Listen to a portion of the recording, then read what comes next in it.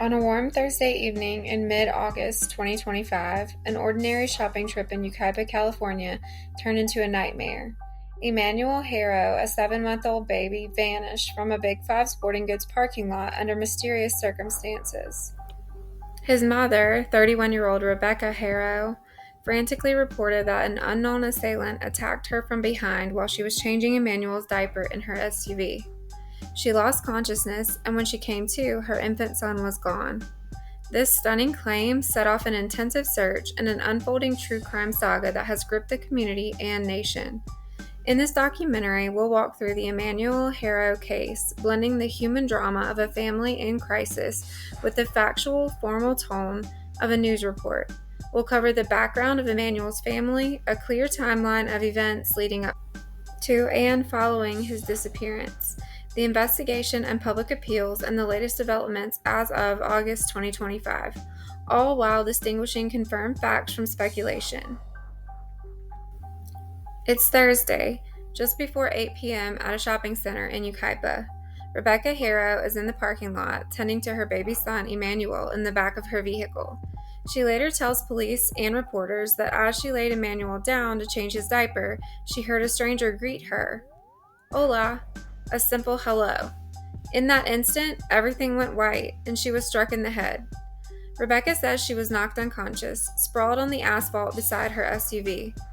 Moments later, perhaps minutes, she's not sure, she awoke with a throbbing head and a black eye, and discovered to her horror that baby Emmanuel was missing. She frantically searched around her truck in disbelief. When she couldn't find her son, Rebecca ran into the Big Five sporting goods store, shouting for help. At 7:47 p.m., San Bernardino County Sheriff's deputies rushed to the 34,000 block of Yucaipa Boulevard in response to a 911 call about the possible abduction. Police officers immediately began scouring the area for any sign of the infant or a suspect.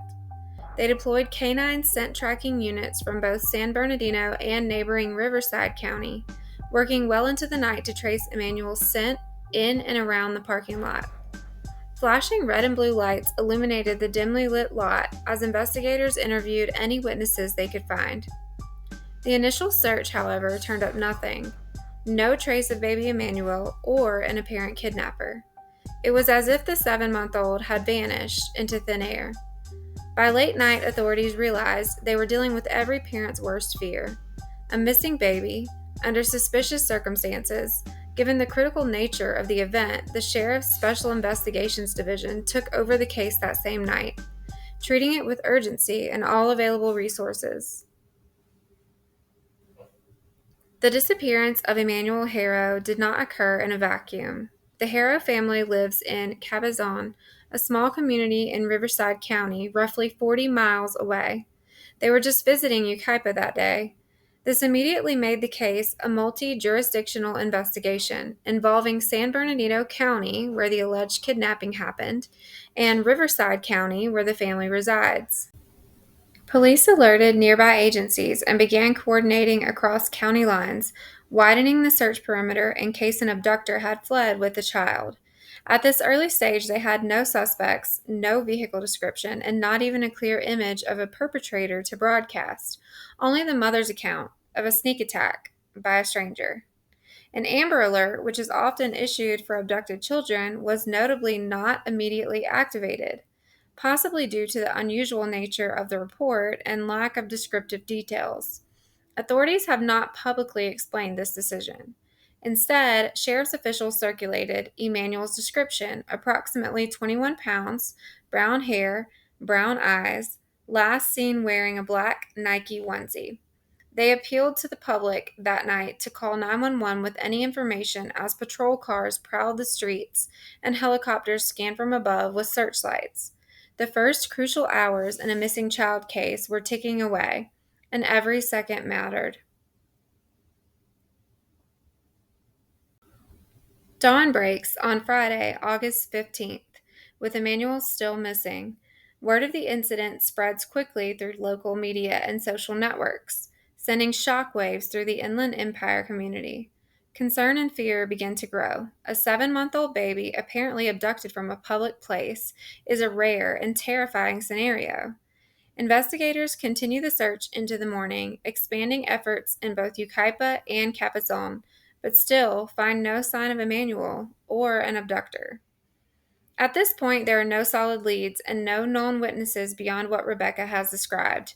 Police and sheriff's deputies remain stationed at the Big Five parking lot, reviewing any available CCTV footage from surrounding businesses and knocking on nearby storefronts for information. They also began to keep an eye on the Haro family's home in Cabazon, in case the baby somehow turns up there or an abductor decides to approach the family. The lack of immediate answers is agonizing, and law enforcement urges the public to help. They share Emmanuel's photo and description on social media, and with news outlets asking anyone who might have seen something unusual in Yucaipa that night to come forward. Meanwhile, Emmanuel's parents go before the cameras to plead for their son's safe return. Less than a day after the disappearance, early Friday, Rebecca Haro and her husband Jake Haro speak to local reporters. Their desperation palpable. Rebecca, visibly bruised and distraught, recounts the attack through tears. I got him out of the car seat and somebody said, "Hola," and that's all I remember. I saw white and I fell on the floor. As soon as I got up, I couldn't find my son. I checked all around my truck. She sobbed in an interview with ABC7. With her voice trembling, she directly begs the public for help, finding Emmanuel. Beside her, Jake Haro, Emmanuel's father, also chokes back emotion as he speaks into the microphones. "Whoever took our son, please give him back," Jake pleads, his hands clasped and eyes red. Both parents emphasize how precious and loved Emmanuel is, a healthy, happy baby boy with a big smile. They implore anyone out there, if they know anything or if they have Emmanuel, to do the right thing and bring him home. Their emotional appeal is broadcast on local TV and shared widely online. The community begins to rally. Neighbors and volunteers join search efforts, handing out flyers and combing areas around Yucaipa. Strangers express empathy and prayers on social media. Yet, amid the outpouring of support, unease is also building. Abductions like this, a random assault on a parent and a baby taken, are exceedingly rare, and many can't help but wonder, what really happened in that parking lot? By the next day, Saturday, Emmanuel has been missing for over 36 hours, and investigators intensify their scrutiny. Detectives from the San Bernardino County Sheriff's Department interview Rebecca and Jake Haro multiple times in an effort to clarify the timeline and details of the alleged abduction. It's during one of these interviews, described as difficult and emotionally charged, that detectives notice inconsistencies in Rebecca's story. The exact nature of these inconsistencies isn't immediately made public, but officials later hint that some details Rebecca initially provided did not align with evidence or with her later statements. For example, there were questions about how she was attacked and the extent of her injuries. Notably, authorities haven't confirmed if Rebecca had any injury beyond the black eye visible in media interviews. When detectives confront Rebecca on Saturday about the contradictions in her account, she abruptly stops cooperating, ending the interview and declining to answer more questions at that time. This marks a dramatic turning point in the case. The Sheriff's Department publicly announces that due to unresolved discrepancies in the mother's account, they cannot rule out foul play in Emmanuel's disappearance. In other words, authorities begin to consider the possibility that this may not have been a straightforward stranger kidnapping at all. The investigation's tone shifts from a pure rescue mission to exploring potential criminal angles.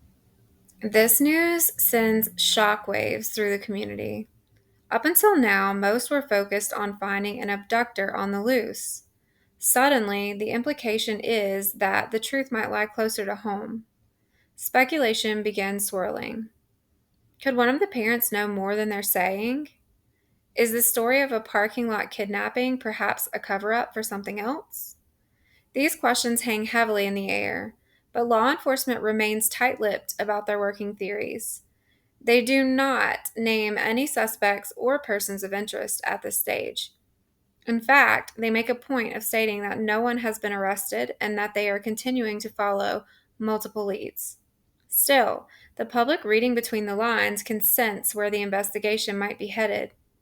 The Sheriff's Department assures that the search for Emmanuel is ongoing and that they are using every available resource: search warrants, surveillance, footage analysis, forensic exams, to piece together what happened.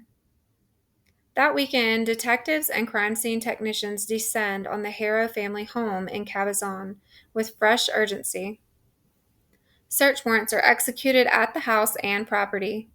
Investigators, including canine units, comb through the residence, vehicles, and surrounding area for any clues of the missing infant.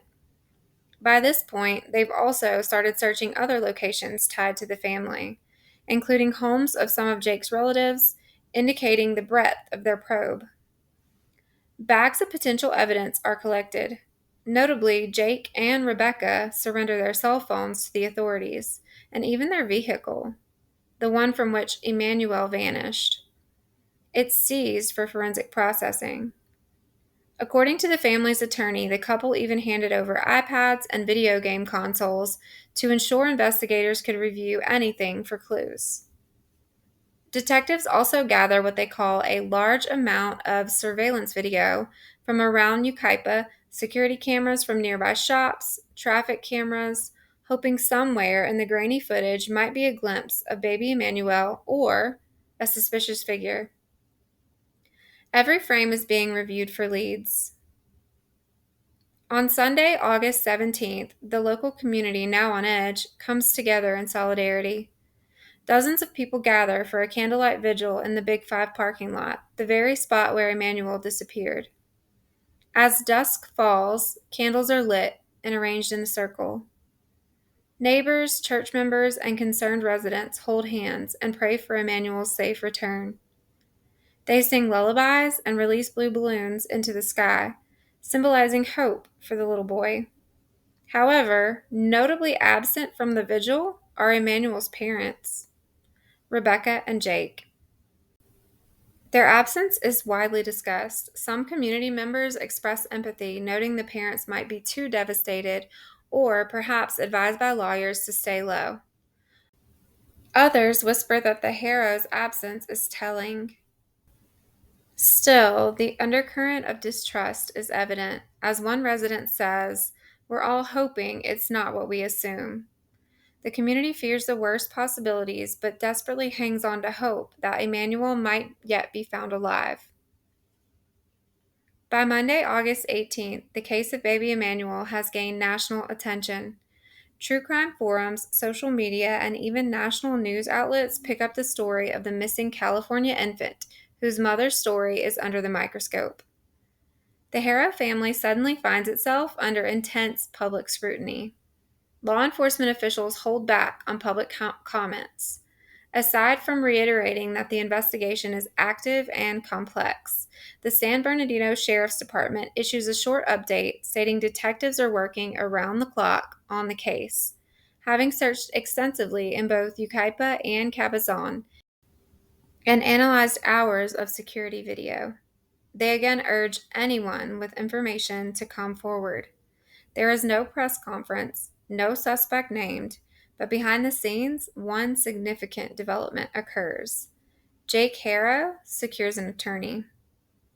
Jake Haro, 32, engages defense attorney Vincent Hughes, a lawyer who, it turns out, has represented Jake before. This move hints that the family anticipates tough questions ahead. Hughes speaks out on Tuesday, aiming to counter the emerging narrative that the parents stopped cooperating. He insists that Jake and Rebecca Haro are cooperating fully with investigators, apart from Rebecca's understandable refusal to continue one particular interview and to take a polygraph test. No attorney in their right mind would allow either Haro to take a polygraph, Hughes tells the Los Angeles Times, noting lie detector results aren't reliable evidence. He explains that Rebecca was overcome with emotion during the interview when inconsistencies arose, implying her distress was mistaken for evasiveness. According to Hughes, the Harrows have surrendered their electronics, opened up their home to searches, and even had their car impounded. Hardly the actions of people with something to hide, he argues. They haven't run. They've not gone anywhere, the lawyer emphasizes, adding that the couple is holed up in their house, scared for their safety amidst the firestorm. Indeed, Hughes reveals that Jake and Rebecca have received death threats after rumors about them started spreading online. In the court of public opinion, they are already under suspicion, and some angry members of the public have even posted the family's home address on the internet. A frightening development that prompted the Harrows to essentially barricade themselves at home, fearing vigilantes or a media intrusion. As the spotlight turns on the family, journalists begin digging into the Harrows' past for any clues or red flags. What they uncover raises further alarm. It turns out that Jake Harrow has a criminal history involving children. According to court records and confirmed by authorities, Jake was convicted of felony child cruelty in June 2023. This case stemmed from a 2018 incident in which one of Jake's older children from a prior relationship suffered serious injuries, a skull fracture, and other signs of abuse, while in the care of Jake and his then wife. Jake had claimed he accidentally dropped the baby during a bath, but doctors said the injuries were not consistent with a simple household fall. Ultimately, Jake pleaded guilty to willful child endangerment. He received a sentence of probation and a suspended prison term as part of the plea deal. This bombshell revelation casts a shadow of doubt over Jake. If he had harmed a child before, albeit in a case unrelated to Emmanuel, could he be involved now? Jake's lawyer acknowledges this past conviction, but vehemently asserts the case is a lot different and unrelated to baby Emmanuel's disappearance. One crime doesn't mean you've committed every other crime known to man, especially to take your own child, Hughes says in Jake's defense. Still, the public and even investigators cannot ignore this context. It emerges that Jake was also facing a probation violation hearing scheduled for September 2nd, 2025, possibly due to a separate arrest in 2024. He was charged with illegal possession of a firearm, being a felon. These legal troubles add fuel to speculation that perhaps pressure was mounting on the family prior to Emmanuel's disappearance. Rebecca Harrow's background also doesn't escape notice. In a shocking twist uncovered by a local news station, we learn that Rebecca's own brother has a violent past. He is James Buchhausen, convicted in 2017 of murdering his girlfriend in Palm Springs. At the time, their family had defended James, despite clear evidence of foul play and what he tried to stage as a suicide. While this is an entirely separate tragedy, the eerie echoes investigators finding inconsistencies that pointed to foul play in that case too are not lost on those following the story. This familial connection to a notorious crime has no direct bearing on baby Emmanuel's fate, but it colors the narrative and may explain a heightened wariness by law enforcement. As one segment mused, the Haro case draws renewed attention to the family's past as investigators refuse to rule anything out. Again, it's important to note that this is context, not evidence. It contributes to public speculation, but it does not prove wrongdoing. All these revelations contribute to a growing media frenzy by August 19th, 1 week since Emmanuel was last seen. Under such pressure, the family's lawyer doubles down on public statements. On Tuesday, he releases a statement on behalf of the Harrows saying they seek answers just like everyone else and want to focus back on finding Emmanuel. He reiterates that both parents are cooperating, though Rebecca remains off camera and out of the public eye, and says it's unfair to malign them without evidence. The attorney even accuses law enforcement of not doing enough, implying that officers have spent more time interrogating the parents than actually searching for the baby. Tensions between the family and investigators are subtly hinted at. Hughes says he had to request all communication go through him, as the parents felt beleaguered by the process. The Sheriff's Department, for its part, confirms that further contact with the Harrows indeed is now through the lawyer, and they emphasize that they have kept the public informed via social media updates. It's an unusual dynamic, a missing child's family and the police slightly at odds, each suggesting the other isn't playing straight, which only feeds the rumor mill. While investigators work and the family hunkers down, many members of the public refuse to sit idle. Early in the case, a nonprofit group called Uvalde Foundation for Kids, known for assisting in missing children cases, stepped in to help. They initially offered a $5,000 reward for information, leading to Emmanuel's return, and even mobilized the volunteer search teams. However, as the official investigation shifted tone, especially after news broke that the mother stopped cooperating, the foundation made a startling decision. By Monday, August 18th, they withdrew their support and reward. In a candid statement, the founder's director explained they cannot, in good conscience, continue their efforts amid so much not right in this whole picture. This was a pointed reference to the inconsistencies in the parents' handling of the situation. Essentially, this volunteer group publicly expressed the doubts many were feeling. They pulled their search teams out, saying they'd return only if things change. However, just a day later, upon hearing the Haro's attorney insist that the family was willing to cooperate, the Uvalde Foundation made a dramatic public challenge to the parents. James Earle, a national coordinator with the foundation, issued a statement on August 19th saying, "Join our search and you will be protected. If you have nothing to hide, step forward. Finding Emmanuel should supersede everything else." Essentially, they told Rebecca and Jake, prove your commitment by actively helping in the search, despite any threats or fear, and the community will rally behind you. By Wednesday, August 20th, the foundation lamented that their offer had been met with silence from the family. One foundation member expressed bafflement. "We're running out of patience. During this debacle, a baby boy is gone. If it were me, you could take my phone, my car, lock me up, but I would find a way to look for my child. I'd be first in line for a polygraph, and yet here, silence." This impassioned statement, though not from law enforcement, encapsulated the public's frustration. Many people following the case feel that, guilty or not, the parents should be seen out searching day and night. The fact that the Haros stayed mostly out of public view, apart from that initial plea, strikes some as perplexing. Through all of this, tips have trickled in. One tip reported a possible sighting of an infant resembling Emmanuel in Kern County over the weekend. This raised hopes briefly. Law enforcement confirmed they were aware of the report and looked into it. Unfortunately, after investigation, the sighting did not lead to a breakthrough. It appears to have been a false alarm or unverifiable. Other calls and tips have been checked quietly as well, but as of now, none have panned out. The sheriff's department has not publicly disclosed any evidence of an actual kidnapping, which leaves the scenario murky. The community remains on edge, wary that if a kidnapper is truly out there, he has not been caught yet. Many also worry that the truth might be something altogether different. Another development came on August 20th when it was confirmed that Child Protective Services removed the Haro's other child, a 2-year-old toddler, from the family home. This happened roughly a week after Emmanuel's disappearance. Officials have not publicly explained the reasons, citing confidentiality laws.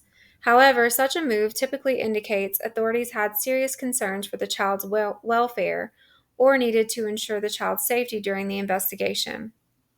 Jake and Rebecca were seen by news cameras leaving a juvenile court hearing in Riverside County, presumably related to this action, looking somber and refusing to speak to reporters. The sight of the missing baby's parents in court for their other child deepened the public's suspicion and sorrow.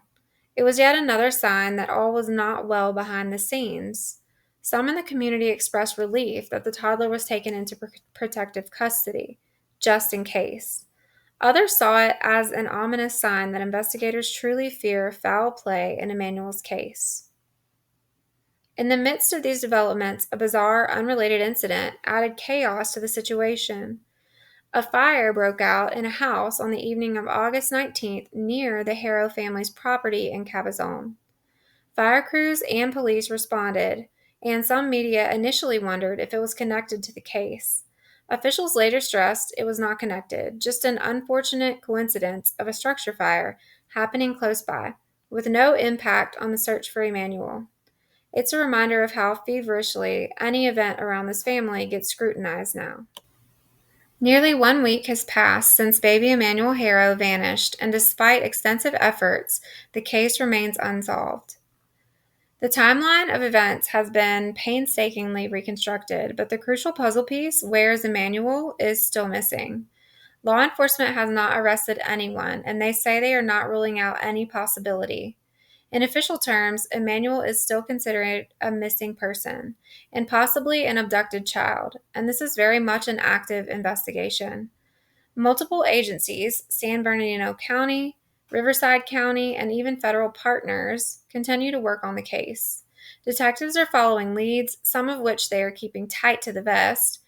Evidence collected from phones, surveillance videos, forensic tests on the family's SUV and home is being analyzed, though nothing public has emerged from it yet.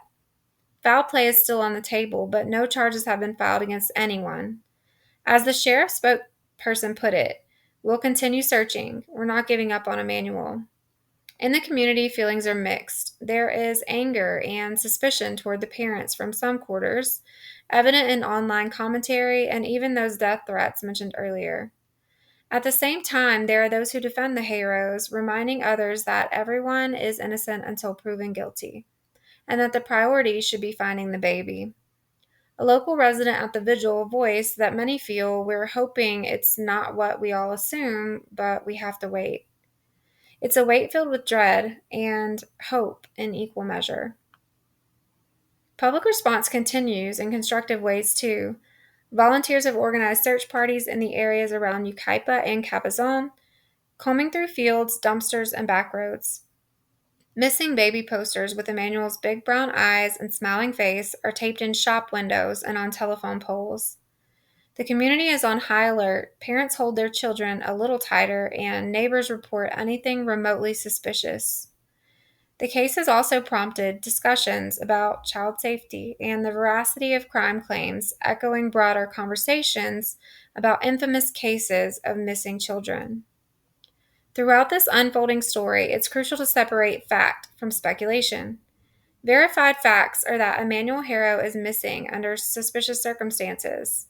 The mother reported an abduction by a stranger. Inconsistencies in that account have raised questions, and the investigation has turned toward examining the family alongside an external search. Law enforcement involvement has been significant. Multiple searches, evidence collection, and the cooperation of both county sheriff departments. Public appeals have included the parents' initial plea, sheriff's department bulletins, and calls from organizations for information. The recent developments as of late August include the parents largely retreating from public view, their older child being taken into protective custody, and the community's ongoing vigilance.